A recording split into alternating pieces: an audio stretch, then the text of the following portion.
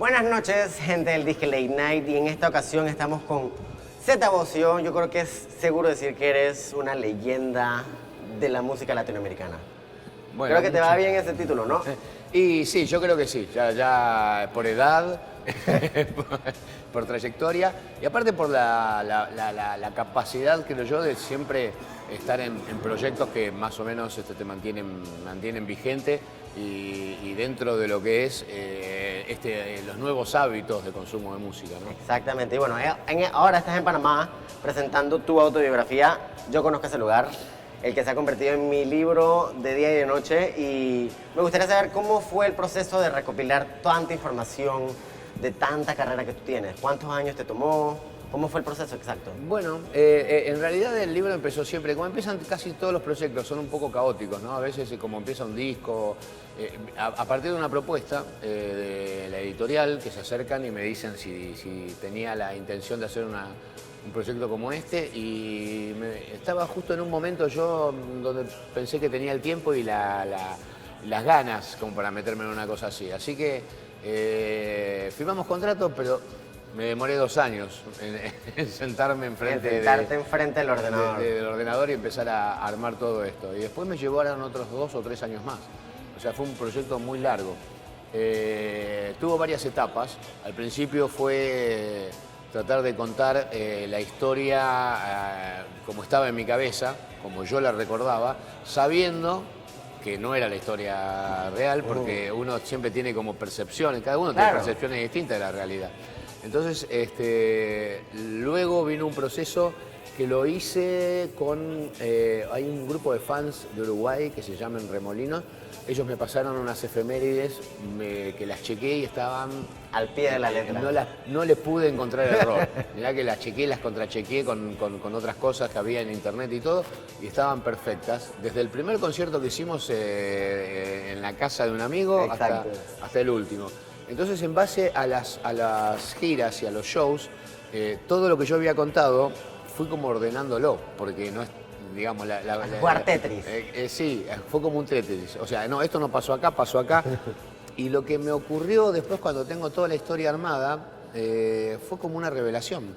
Porque, claro, uno vive las cosas y, como te decía, las percibe de una manera y quedan guardadas en tu interior así, pero cuando te tomás el ejercicio de escribir todo eso y tratar de ordenarlo, en el ordenamiento entendés un montón de cosas y las comprendés desde esta edad de otra forma, ¿no? Sí, así que para mí fue como una especie de proceso, te diría casi de curación de muchas historias que me habían quedado pendientes y de comprender mucho más muchas situaciones que vivimos, inclusive hasta darme cuenta de la figura de una persona como Gustavo, que uno lo conoce en el colegio con todas sus inseguridades, siendo un niño como todos, y de repente se convirtió en el ícono que se convirtió para muchísima gente, ¿no? Muchísima gente. Ahora, tú, en algún punto de este proceso de crear Yo Conozco Ese Lugar, ¿te sentiste vulnerable? ¿Tuviste miedo? Sí, hubo momentos complicados, había momentos en que quería volver todo para... Como siempre. Como siempre. Digamos pero había capítulos que quería, los más traumáticos, me costaba mucho encararlos. Tomé la decisión hay un capítulo que le dedico a la desaparición de mi hijo Tobías, que fue un momento muy grave en mi vida, pero me pareció que era importante compartir también con la gente que no todos siempre son éxitos y que también uno tiene que acostumbrarse a vivir de esas situaciones que son frustrantes. Hay que tratar de seguir saliendo adelante. Claro.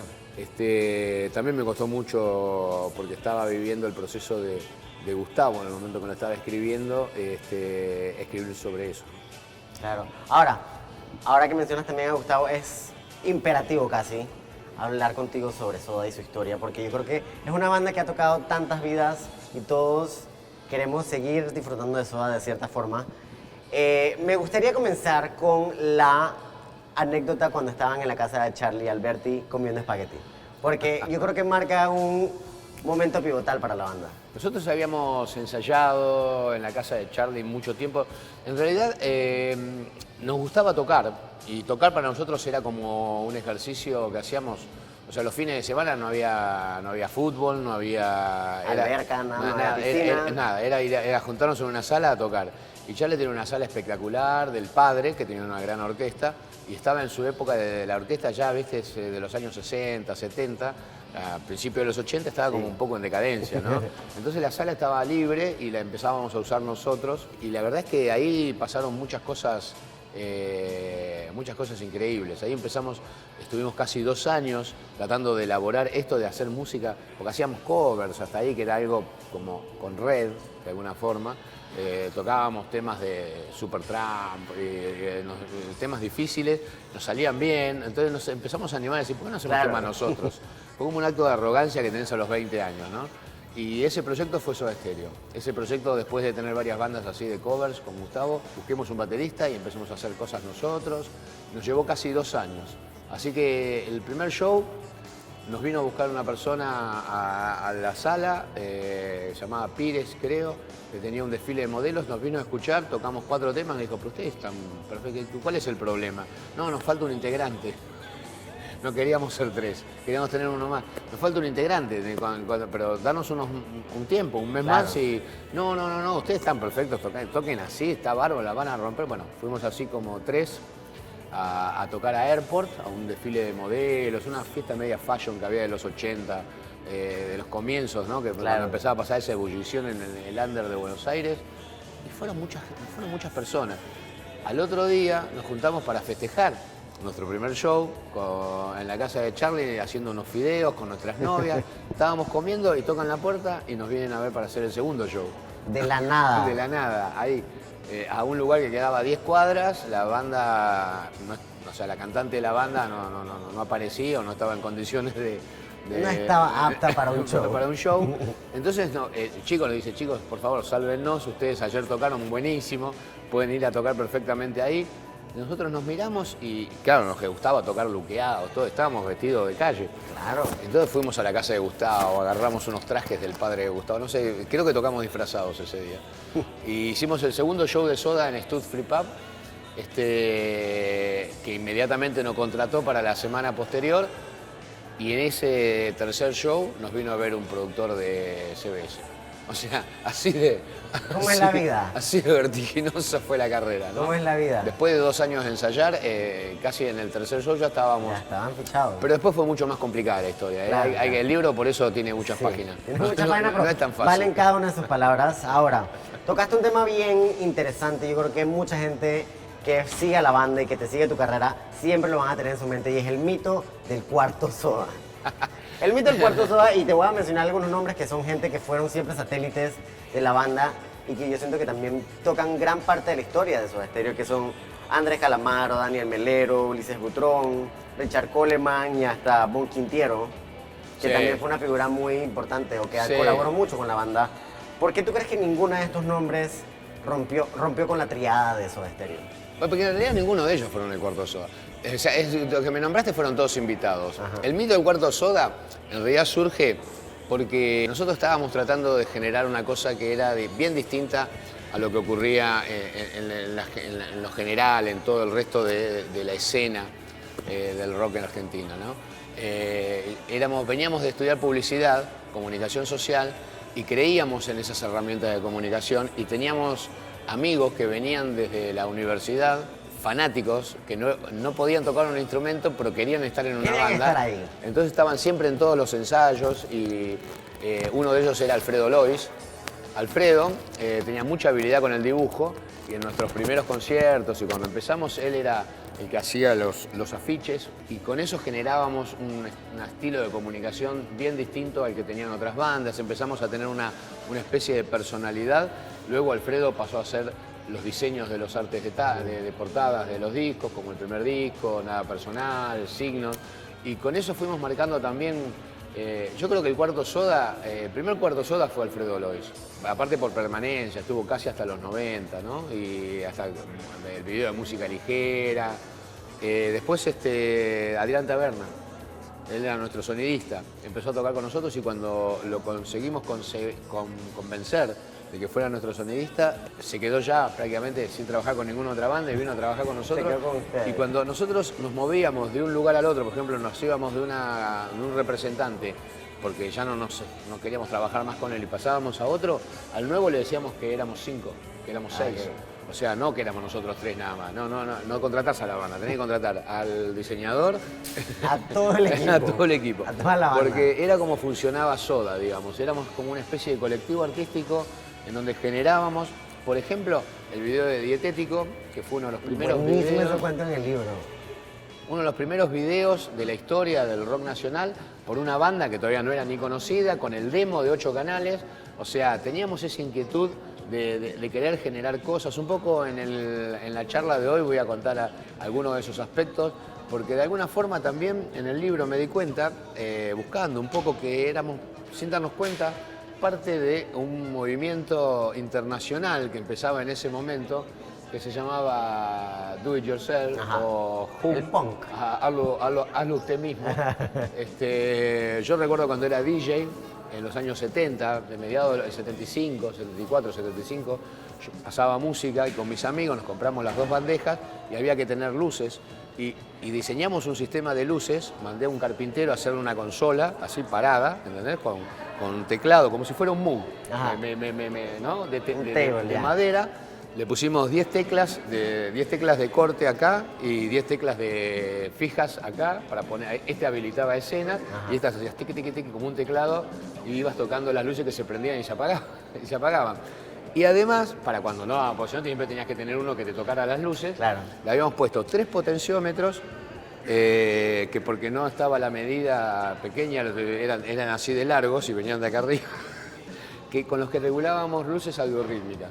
O sea, en un momento las dejábamos en audio rítmico y entonces las luces hacían piqui, piqui, piqui y sola.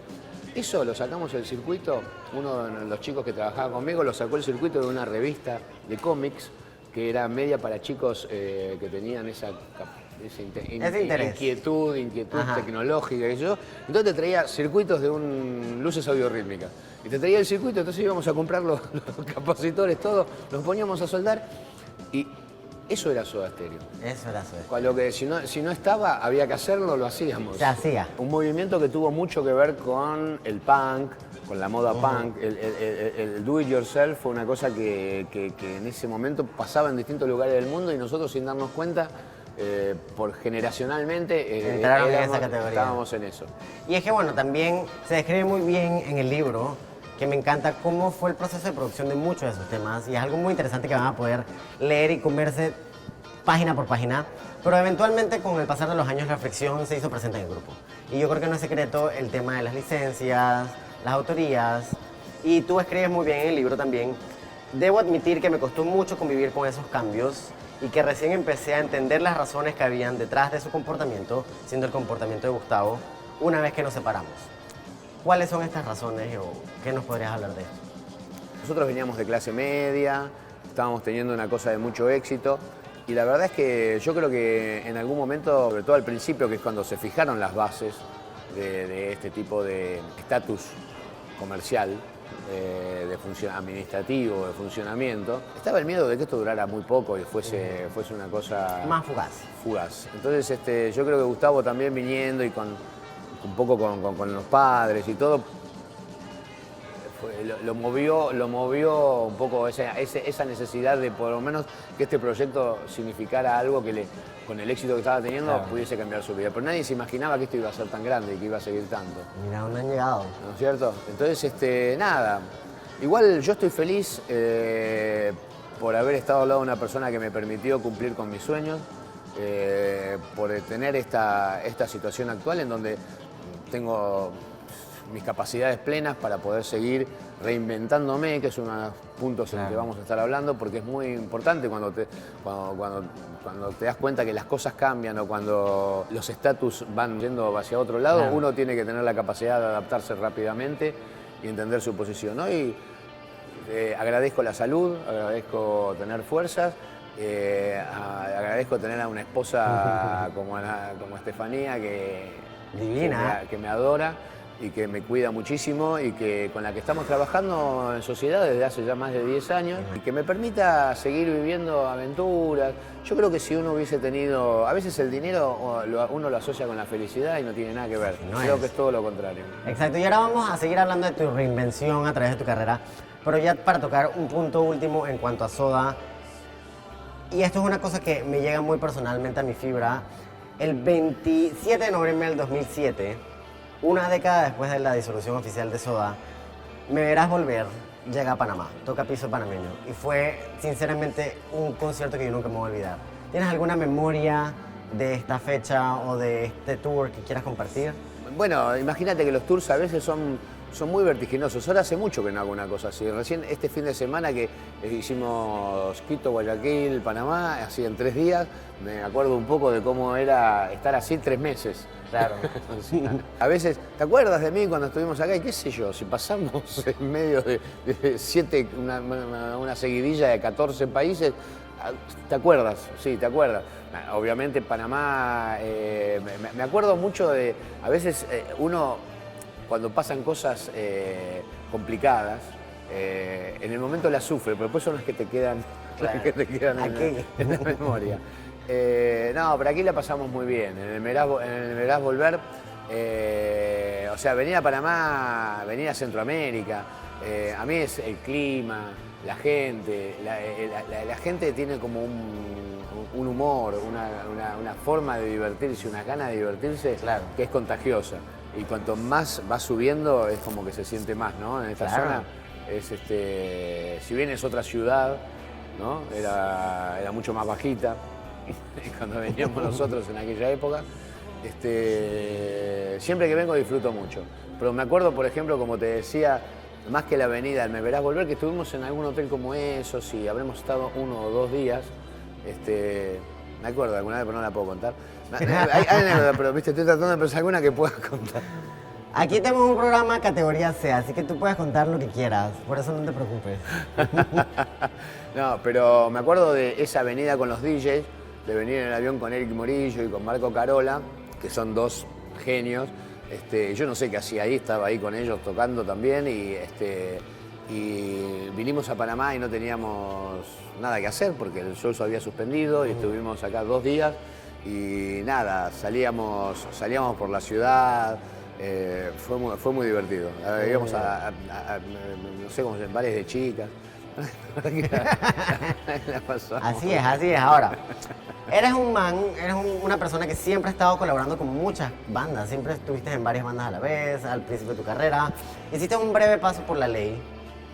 ¿Cómo fue trabajar con Beto Cuevas y cómo fue este paso por esta banda legendaria también de Chile? Y como más o menos me pasó algo parecido también, sin comparar las bandas, porque no tiene nada que ver, pero también tuve un paso por Catupecu Machu, a partir del accidente de Gabriel Ruiz Díaz, el bajista. Yo estaba muy cerca de la banda y también hice casi una gira con ellos, unos 25, 30 shows, que fue algo fantástico y lo disfruté muchísimo. Fue como más intenso que lo de La Ley. Pero básicamente me pasó lo mismo en las 2 bandas. Cuando uno entraba, yo tenía muchas ganas de tocar el bajo y quería seguir tocando el bajo y me costaba encontrar un proyecto en donde pudiese sentirme como en Soda, libre de poder opinar, de poder intervenir, de poder decir hacia dónde tenemos que ir. Y en las 2 bandas me pasó un poco que uno se sentía como un invitado, como que entraba en un proyecto que estaba muy armado, que ya tenía como una personalidad, con mucho respeto también. Te cuesta mucho a veces intervenir o tratar de ponerle... Hacer una opinión, tal vez. No, opinión, pero ponerle lo tuyo. No, yo opinión no, claro. Yo soy líder. Está bueno. Es tratar de llevarlos a donde yo creo que tendríamos que haber ido. Pero cuando uno ve eso, es como que... Por eso no me cerraron los proyectos.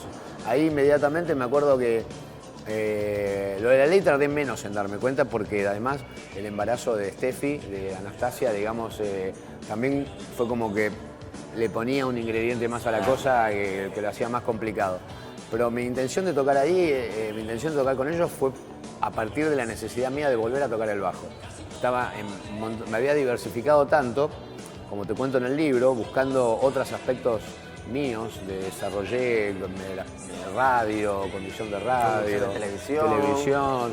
Tenía una productora de BTL donde hacíamos proyectos muy divertidos, como discos asociados con una compañía de juguetes para adultos de internet. Abriste tu disquera. Por eso abrí mi disquera. La verdad que traté de seguir como un instinto artístico que me fuera llevando por distintos caminos que no fuera el de la música, pero extrañaba tocar. Entonces me llevó eso a la ley a entrar en un grupo armado, me parecía que era más sencillo, con giras y todo, pero inmediatamente me di cuenta que eso no iba a funcionar. Apenas decidí, digamos, que eso no iba, me junté con un amigo, con Fernando Montemurro, en Buenos Aires, y te diría que a los 10 días estábamos armando Shooter Radio. Que esto es lo que quiero llegar. ¿Cómo se forma esta sociedad ahí? Descríbenos un poco el sonido. Bueno, en Shooter Radio con Fernando ya había trabajado en varios discos con él porque él era artista de Alerta Discos de mi compañía, en los años, allá en principios del 2000. Y con Fernando la verdad que tengo una relación de amistad, hemos venido de gira por Centroamérica, estuvimos en Guatemala tocando. Yo tocaba con él, en un momento para tratar de impulsar al artista, trataba de generar situaciones y yo a veces participaba, como había tocado en el disco, tocaba con él en vivo también un poco. Y generamos una amistad muy linda y hacía mucho que no nos veíamos. Me muestra unos demos que estaba haciendo con un proyecto, un concepto nuevo de tratar de revisitar la música del rock sinfónico de los años 70 y dije, me entusiasmé muchísimo. Dije, esto le hace falta un bajo, lo tengo acá, me está sonando en la cabeza. Llévate las pistas y empezamos a trabajar así. Modificando, trayendo. Después en Miami lo conocí a Javier Weyler, un argentino venezolano que vive en Londres y que ha tocado con Stereophonics, con David Gilmour, o sea, es un baterista supremo, la verdad que es un genio. Y con mi amistad con él, un viaje a Londres, le hago escuchar desde el teléfono, desde el iPhone, un demo. Me dice, esto está buenísimo, quiero tocar en este disco, así que le mandé las pistas, como es hoy en día, ¿viste? Sin necesidad de meternos en un estudio. Exacto. Hicimos un disco con participaciones, Richard Coleman quiso poner una voz también, le mandé las pistas, y él le puso la voz, me mandó la voz, la editamos. Hicimos un disco que la Rolling Stone de México lo propuso como una de las 20 producciones más importantes del año, el año pasado, y la verdad que estábamos orgullosos porque lo hicimos sin compañía discográfica, en distintas laptops y mandándonos material por Aquí WhatsApp. para allá para Muchas acá. veces las voces estaban grabadas en WhatsApp. Ahora ya me quiero dirigir ya casi para terminar la entrevista y vamos a hablar un poco sobre cómo se consume y se hace música hoy en día en comparación con en el ayer.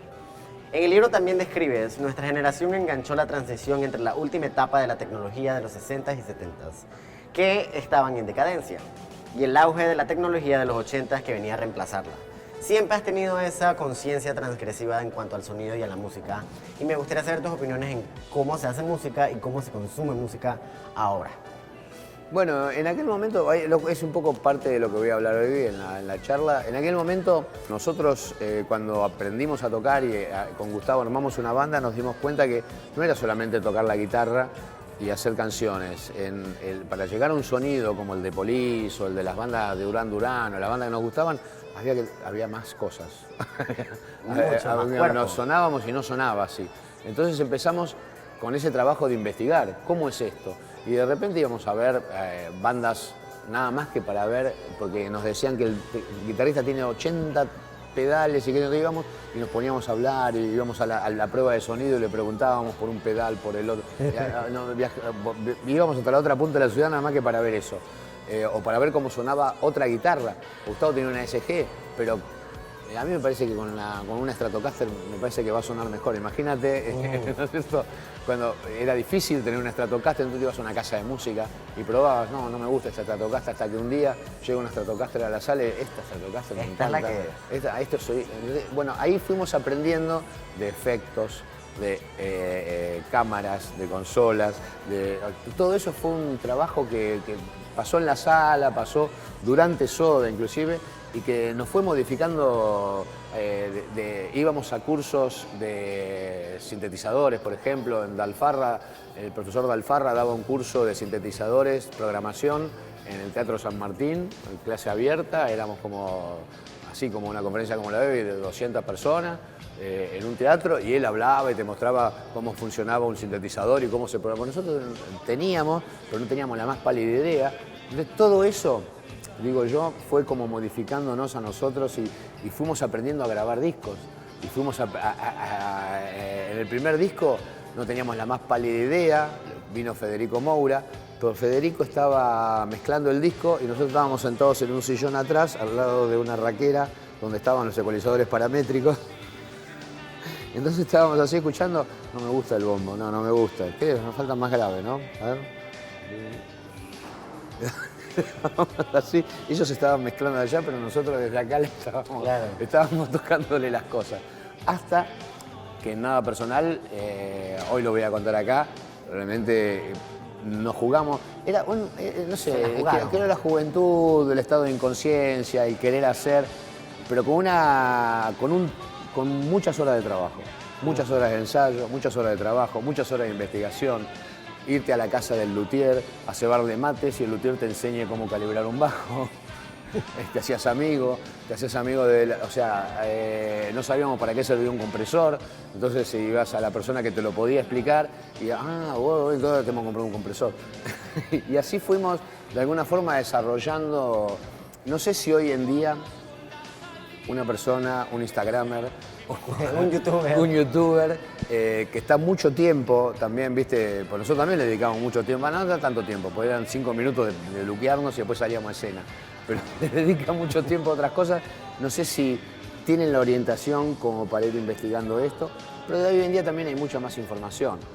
Bastante. Hoy en día puedes decir, un arma de doble filo. Claro, no, es un arma de doble filo, porque decís cómo seteaba la guitarra, y te puede aparecer Jimmy, te puede aparecer, ¿entendés? La cantidad. En aquella época no existía eso, era todo mucho más misterioso. Y la artesanalidad formaba parte de la época. Cada disco eran procesos que eran como una fotografía, no la podías retocar, era instantáneo, era lo que pasaba en ese momento, era lo que quedaba. Era como un vivo, ¿entendés? Un vivo en un momento. Hoy en día uno hace una mezcla y al otro día viene y la abre de vuelta y la hace de vuelta si quiere. Claro. ¿Qué queda para Z? ¿Qué te gustaría lograr? ¿Sientes que quedaron algunas cuentas pendientes en cuanto a Z como carrera y en cuanto a Soda? Seguir rodeado de amor, salud, ver crecer a mis hijos y hacer lo que más me gusta, que es estar haciendo música, que la música me vaya desde los distintos lados, porque justamente hay que saber adaptarse a los tiempos modernos. Por eso hablo de la reinvención un poco. Soda fue un grupo que se reinventó disco a disco y para reinventarse hace falta una actitud personal de entrega y de fe muy fuerte. Y hoy en día las cosas están cambiando y hay que seguir reinventándote. O sea, hay que seguir... no es el más inteligente ni el más fuerte, y hoy en la época de Instagram, ni el más lindo el que va a vivir más, sino que es el que mejor se adapta. Así es, mejor no lo pudiste haber dicho. Y ya para terminar, te voy a decir algunas palabras y tú me tienes que decir lo primero que se te ocurre. ¿Te parece? Ping pong. Pom. Dietético. Publicidad, consecuencia de nuestra carrera. Nada personal. También, la primera época creo que estuvo muy influida por los conceptos que nos dieron en la facultad, con los cuales asimilábamos, pero al mismo tiempo estábamos en conflicto. Entonces la comunicación, nada personal habla de eso, de la comunicación sin contenido, de aquel locutor, sobre todo de los años, después vino otra era, sin emoción, que te hablaba con la voz impostada, pero te das cuenta que no sentía lo que te decía. Después vino toda una generación de locutores que eran más punks y la radio cambió y fue otra cosa la comunicación. Y eso me lleva a The Beatles. The Beatles siempre fueron nuestro grupo de cabecera. Siempre fue su carrera, el poco miedo al cambio, la experimentación. Ellos tuvieron la suerte de tener un director artístico como George Martin, que los guió en distintas situaciones. Claro. Nosotros tuvimos que a veces arreglárnoslas un poco más solos, pero siempre fueron un ejemplo. Charlie Alberti. El mejor baterista para mí con el que puedo tocar, es como el Ringo Starr de Latinoamérica. Belleza. ¿Y Gustavo Cerati? Y Gustavo es un genio absoluto que se lo extraña muchísimo, sobre todo porque su capacidad de sorprenderme era inagotable y nada, extraño eso. Extrañas eso. Y bueno, yo creo que ya para finalizar, la mejor forma de decirte, no adiós, hasta luego, es dando el mejor regalo que nos puede dar el mundo y es música. Así que he decidido traerte un USB con los últimos tracks de las dos bandas favoritas mías panameñas, que son Señor Loop y Pepe Bahía. Así que espero que lo disfrutes. De aquí de Panamá. Muchas gracias. Hay buena movida aquí en Panamá, ¿eh? Hay muy buena movida. Muy buena movida. Espero que la gente lo apoye más. Sí. Y bueno, Ya Hay te que, hay, tenemos que, aquí. hay que tener actitud de búsqueda, hay mucha muy buena música en internet, no hay que poner playlist, las playlists que hace la computadora son una porquería, sépanlo, traten de buscar alguno, un curador, alguno que más o menos... Un amigo que le guste hacer mixtapes. O algún artista que haga listas y que más o menos uno se siente identificado y se van a sorprender con la cantidad de música que van a descubrir. Bueno, espero que disfrutes la música. Ha sido un honor para nosotros tenerte en las pantallas de Oye TV, en verdad. Tocaste muchas vidas, entre esas las mías, con tu música y espero que el futuro te depare muchos más éxitos. Muchas gracias. Muchas gracias. Calmaré tu histeria.